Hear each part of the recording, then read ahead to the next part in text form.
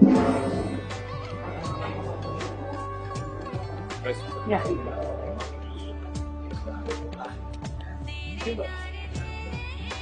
கொஞ்சம் தொன்ன பிரியாணி வந்ததுல இருந்து நம்ம சாப்பிடவே இல்ல. ஆர்என்ஆர்ல தான் தொன்ன பிரியாணி.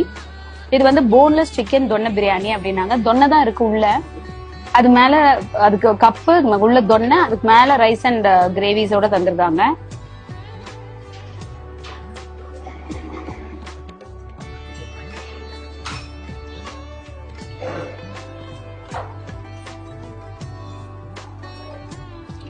இது ஒரு சூப்பர் ஃபிளேவருங்க.